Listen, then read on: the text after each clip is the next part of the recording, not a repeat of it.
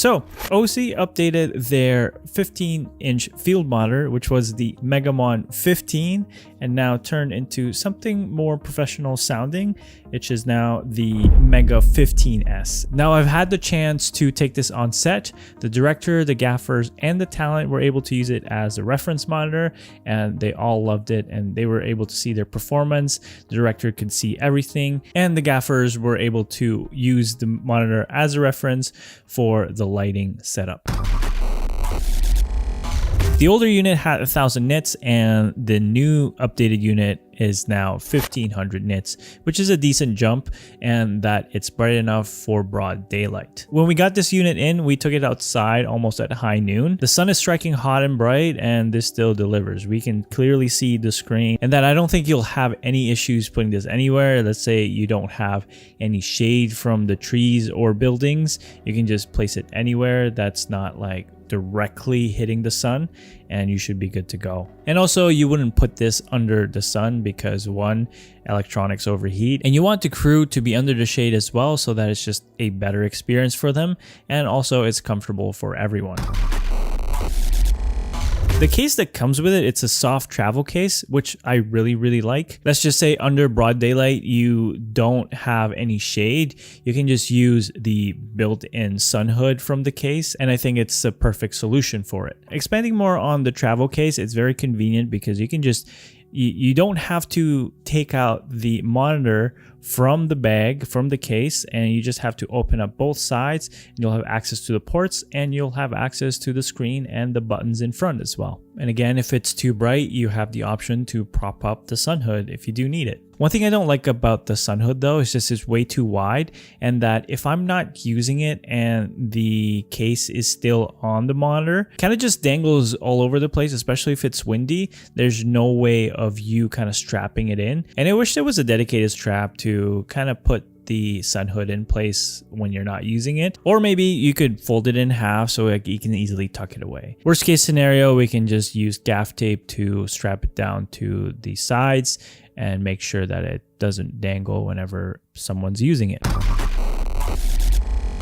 So let's talk about the screen. It has 1900 by 1200 screen. It's a full HD monitor, and it's an IPS black LCD, which gives you a contrast ratio of 1650:1. And most budget monitors only has 1000:1 contrast ratio. This just means that the shadows will look lifted and flat compared to the true dark shadows that we want to see.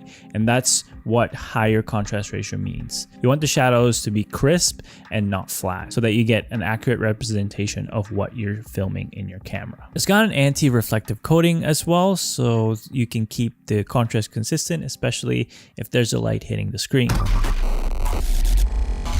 And on the back, it has a V-mount battery plate. And on the 5-hour shoot that we did, we had a 99-watt V-mount battery, and it only consumed like 60-70% of the battery. And that's pretty good. Ins and outs, there are 2 SDI ins and there are 2 SDI outs and only 1 HDMI in. It's got a foldable handle on top, which is great if you're not using the case. It's got a dedicated cheese plate on the back as well, and it's great if you are attaching wireless receivers or transmitters. And that's exactly what we've done during the shoot. It also comes with a C-stand adapter, so you can just put it on a C-stand. You know it's really hot when the product is sweating as well. So it's easier to move around on set rather than finding a dedicated table to place the monitor on. Speaking of the included feet, I found it a little bit troublesome to install because the feet, you'd have to screw in a thin metal frame on the side, and I just wish it was a little bit more intuitive so that it's a little bit more solid and secure on the monitor. Alright, so let's head into the features of this monitor. First thing on the list is that it's got an integrated self-calibrator. That means out of the box it's ready to go and the colors are great. And like all monitors, once you start using it regularly, months, years, you'd have to calibrate it so that it's got consistent colors and more accurate colors on set. That means you don't have to bring in third-party tools or software to calibrate this monitor. It's got a 10-bit panel, so previewing LUTs, especially if you have a lot of different colors in, it's going to show you really good good quality images, and that is going to show you accurate colors as well, so that it's not like an 8-bit monitor where it's going to lack some colors, especially for gradients, but with a 10-bit panel, it's going to give you a lot more color renditions. And again, it's going to be more accurate from what you're seeing on camera to the reference monitor. This monitor also includes the camera log LUTs for most camera manufacturers. If you don't want to use custom LUTs, it's already included for you in this monitor. It's got your standard monitor features. You've got false color, histogram, your waveforms, vector scope, focus peaking, aspect ratios, and a lot more. I'm just going to lift them up on the screen.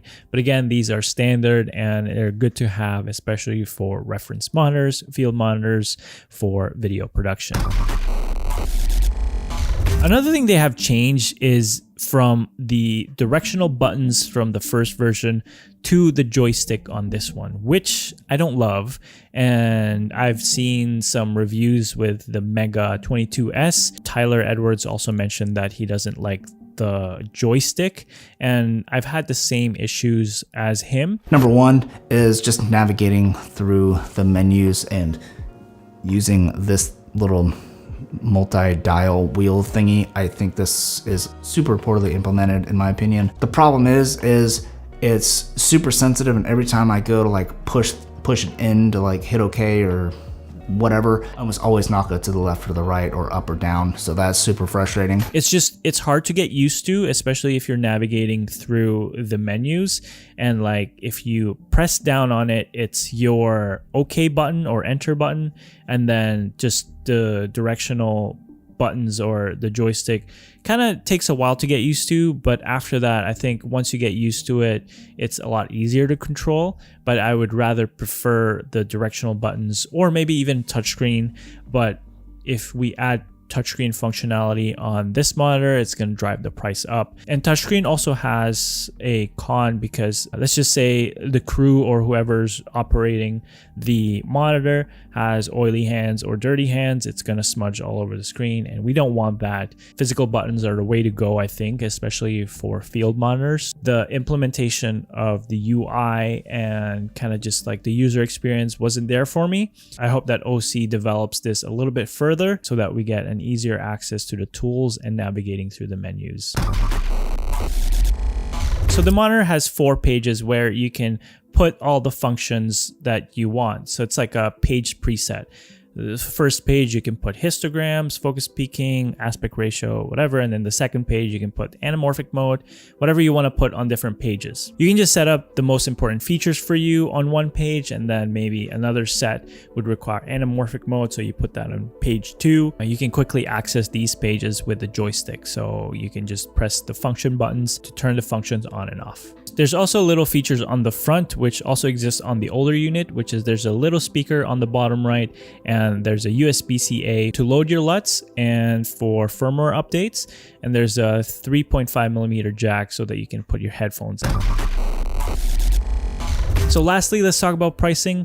This is $949 US, and it's very competitive for what it is, especially for the field monitor market and for the features it has. If you want to go higher end, like small HD, and then maybe the mid-range would be the Atomos, you'd have to pay a premium for those brands. But the OC Mega15S, I think it's a really good bang for your buck, especially if you're investing in your own first field monitor for a client monitor or director's monitor. This is a great one for you. I've had 12, 13-inch field monitors, and I've had 20, 21, 22-inch field monitors before that I've rented out, and I find that the 15 is the sweet spot in terms of the size. If you have any questions at all about the OC Mega15S, let me know in the comments down below or message me on Instagram. I'd love to chat.